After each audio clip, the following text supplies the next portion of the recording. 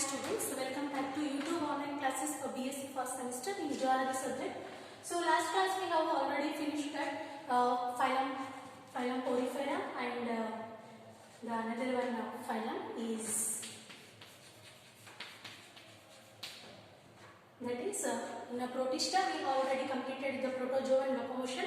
Then Porifera we have already finished. So today another one new chapter or another one new topic in the first unit, that is phylum Cnidaria. Phylum Cnidaria. So this is the another one phylum. So this Cnidaria we have also called as Coelenterata. Coelenterata phylum. So this is the another one subunit in the first topic, that is the phylum Cnidaria. So what are the general characteristics of Cnidaria? General characteristics of Cnidaria or Coelenterata. So today we have to discuss about these general characteristics of Cnidaria. So which is the first general characteristics of Cnidaria? So that is the first character is these are aquatic. Then some are freshwater, and some are marine water. These are also freshwater as well as marine water animals. But the Coelenterata are aquatic animals. They are water bodies. They have the character like aquatic animals. In that aquatic, these are some are freshwater, some are marine water animals. So another one general characteristic are these are free swimming animals. Free swimming is nothing but in water bodies they have to move anywhere by freely. It will not attach to any substrate. So they are live in free swimming animals. Free swimming means in a water bodies they have to move from any places without any substratum. That is called as free swimming animals. The next one is a body is radial or biradial symmetry. Body is radial or biradial symmetry. We know already what is the meaning of radial. So last class I already told radial is nothing but the body is divided into two portions. Here biradial. Biradial is nothing but the body is divided into like this also and like this also, means horizontal and longitudinal. Both the radials are present in these animals. That is the radial and biradial animals are there in this Coelenterata. The next one is body wall is diploblastic. Diploblastic is nothing but die is nothing but two. So the body wall is two layers. The body wall is two layers. That is called as diploblastic animals.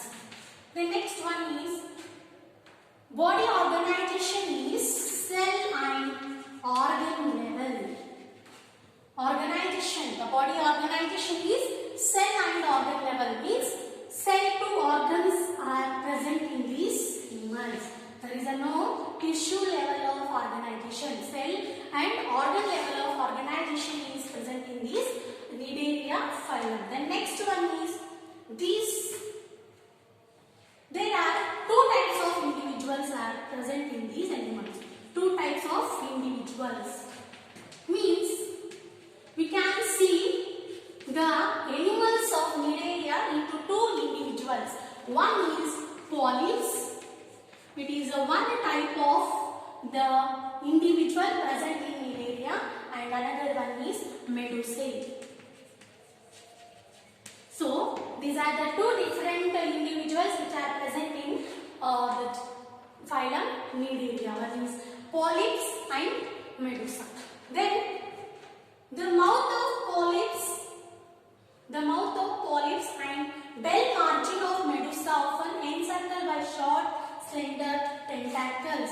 Means these polyps and medusa both are having the tentacles. Tentacles, you know already, tentacles are nothing but they have tail-like structure. Tail-like structure. So this tail-like structure or tentacles are present in the part of mouth of polyps and medusa. So that is the another one character of the individual Cnidaria.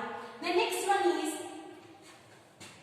a single internal cavity lined with gastroderms. So I already told this body wall is divided into two layers. One is that is gastroderm. One is gastroderm and another one is gastrovascular cavity. Gastrovascular cavity means the body wall is diploplastic and the internal line. The internal line means inner layer, we have to say that gastroderm, and another one is the another one line we have to say that is a gastrovascular cavity. That is we have to say that one is epidermis, one layer is epidermis and inner layer we have to say that gastroderm or gastroderm. So the outermost layer we have to say that epidermis and innermost layer we have to say that gastroderm. So this gastroderm is having a internal gastrovascular cavity. This is another one portion we have to see in gastroderm. So the diploplastic are epidermis and gastroderm. This gastroderm is innermost layer and this is having a gastrovascular cavity inside the body. The next one character is respiratory, circulatory, excretory presents are circulatory, respiratory and excretory process are present. These all are present in these the Cnidaria phylum. The circulatory, the blood system is present. Respiration, the inhalation and exhalation process is present, and excretion. Excretion is nothing but removal of waste from the body. These three processes are present in this Cnidaria. The next one is the anus is absent. Anus is absent. There is no anus in these animals. The next one is digestion is intracellular as well as extracellular. The digestion of these animals, it may be intracellular or extracellular. So next one character is some special type of organ is present in these animals, that is nematocytes. These nematocytes are very helpful for capturing of food as well as serving for food, or another one is offensive defense systems. Offensive defense systems.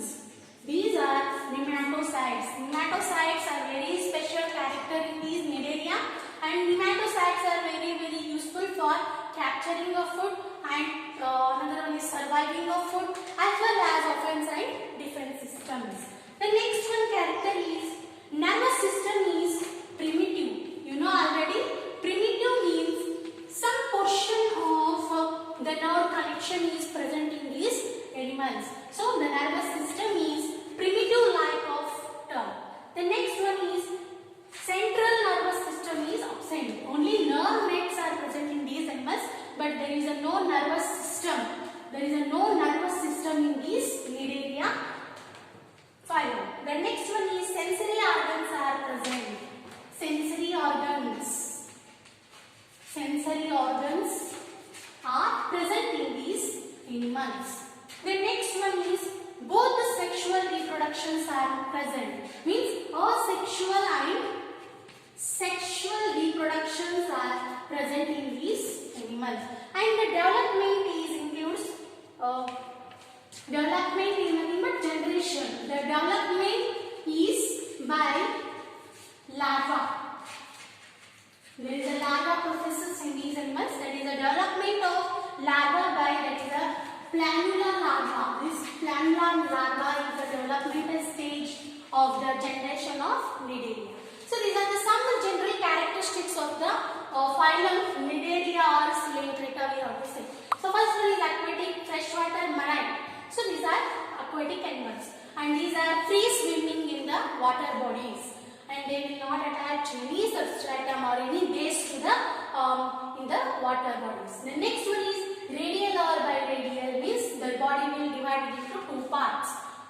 Then body wall is diploblastic. The body wall is divided into two layers. One is epidermis and another one is gastroderm. This gastroderm is having gastrovascular cavity. This is present in the portion of mouth. Then next one is cell and organ level of organization is present in these Cnidaria. Then two types of individuals are present in these animals. We have to see the Cnidaria as a polyps type and another one is Medusa type. These only regenerate the new species, polyps and Medusa. So these are the very helpful portion in the Cnidaria for the sexual and asexual reproduction. The next one is there is a circulatory, respiration and excretory systems are present, but the nervous system is absent, but only the primitive nervous system is present in these animals. The next, anus is absent. Anus is completely absent in these animals. The next, the digestion is intracellular as well as extracellular in these animals. The next one is there is a special type of character, that is a nematocytes. These nematocytes are very helpful for the capturing of food or survival of the food or offense and defense systems. The next is primitive nervous system is present. The next, sensory organs are present. Sensory is nothing but feeling. If any animal will attack to the Cnidaria species, then it will came to know easily by the sensory organs. Then sexual and asexual reproduction is present. So the regeneration of the sexual and asexual species is by the help of larva. That larva name is Plenula. Plenula is the larva. So this is the about general characteristics of Cnidaria or Coelenterata. So in the next class we will continue that classification of Cnidaria or Coelenterata. Thank you.